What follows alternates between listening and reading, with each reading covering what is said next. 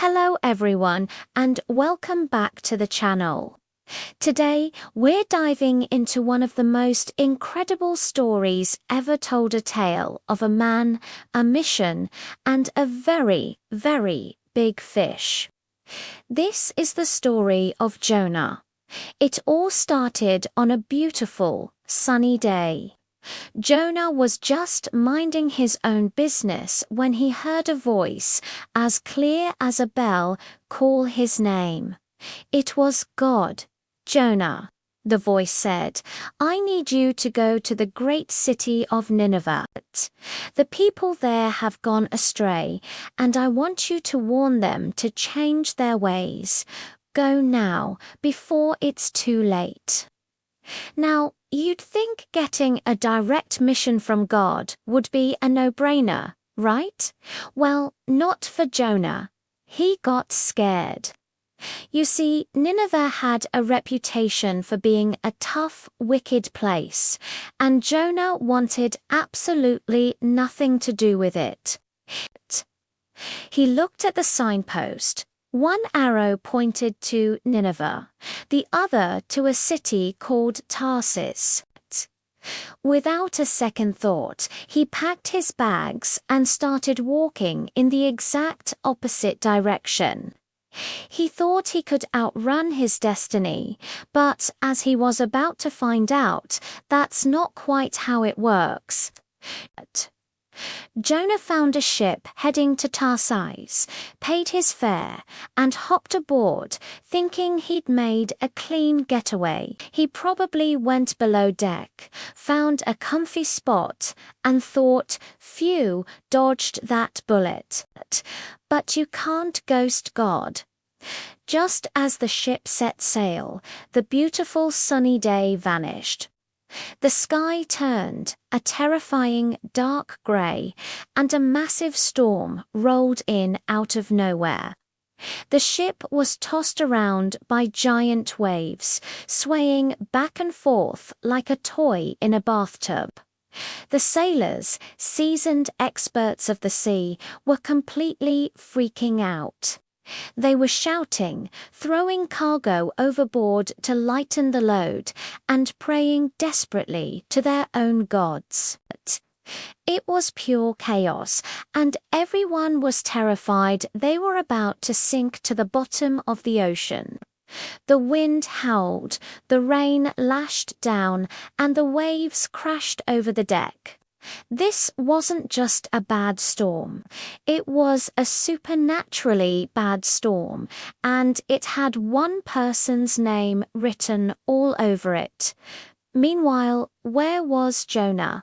Hiding below deck, trying to sleep through the mayhem. The desperate sailors finally found him. "Hey, what are you doing down here?" they shouted over the roaring wind. "Get up and pray to your God.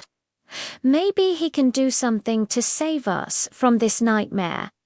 A wave of guilt washed over Jonah. He knew this was all his fault. His voice was barely a whisper as he confessed, "This storm, it's because of me." The sailors stared at him, completely bewildered. "God sent this storm because I ran from him," Jonah explained, the weight of his decision crashing down on him harder than the waves. "If you want the sea to be calm," he said, "you have to throw me overboard." They couldn't believe what they were hearing. These were good men. They didn't want to just toss someone into the raging sea. They tried everything else first. They rowed with all their might, fighting to get back to shore. But the storm just got worse. The ship was starting to break apart. With heavy hearts and no other choice, they lifted Jonah and, with a final prayer, tossed him into the churning waves. The moment Jonah hit the water, something miraculous happened. Instantly, the wind died down. The raging sea became as smooth as glass. A great calm settled over everything. The sailors stood in stunned silence, filled with awe and a new respect for Jonah's powerful God. But what about Jonah? His journey was far from over. As he sank into the deep, dark water, another incredible thing happened. A gigantic fish, sent by God, swam up and swallowed him whole. Now, can you even imagine that? Being swallowed by a giant fish. It must have been so dark, so strange, and probably pretty smelly inside. But here's the amazing part. Jonah was safe. He found himself in the belly of this great sea creature, not harmed, but protected from the storm that he himself had caused. It was a moment of quiet in the middle of chaos, surrounded by the gentle sound of bubbles and the strange gurgling of a fish's stomach. Jonah had a lot of time to think. 3 whole days and 3 nights, to be exact. He realized he had tried to run away from his responsibility, from his purpose, and in that dark, quiet place, he finally began to pray. He prayed a prayer of repentance and gratitude. He said, "Lord, I'm sorry for running away. Thank you for not giving up on me, for keeping me safe even when I disobeyed. I will obey you. I will go where you send me."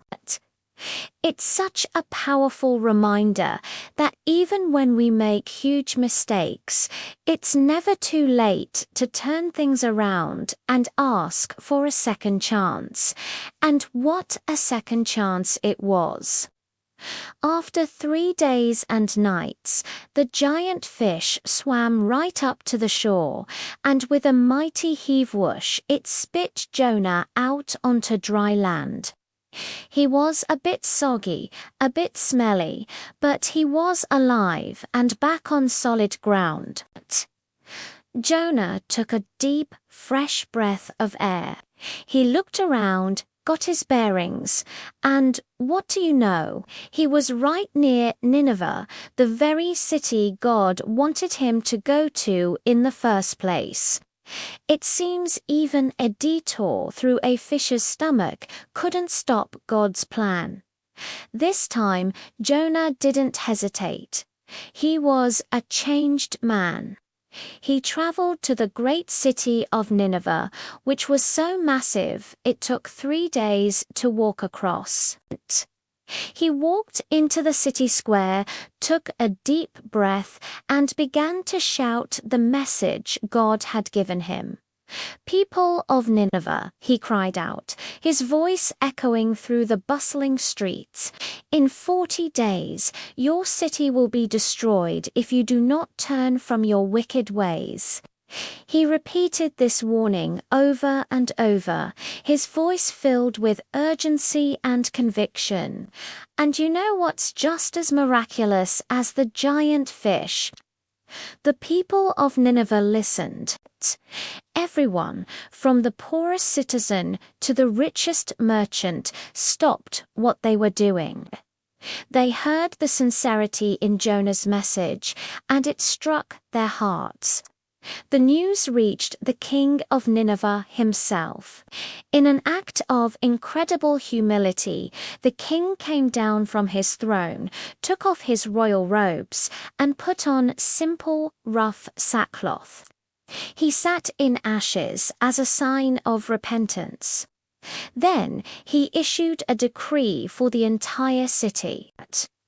"Let everyone, man and beast, cry out to God," he declared. "Let everyone turn from their evil ways and from their violence." Can you picture it? An entire city, even the animals draped in sackcloth, united in a desperate plea for mercy. God, in his infinite compassion, saw their genuine change of heart. He saw that they weren't just putting on a show, they had truly turned from their evil ways. And because of their sincere repentance, God relented. He chose mercy over judgment and spared the great city of Nineveh. What an incredible story of second chances, of mercy, and of the power of turning back to the right path. It shows that no one is too far gone, and that one person's obedience can change the destiny of thousands. Thanks so much for watching with me today. If you enjoyed this story, please hit that like button and don't forget to subscribe for more content just like this. Let me know in the comments what you think about Jonah's wild journey. Until next time, stay curious and stay inspired.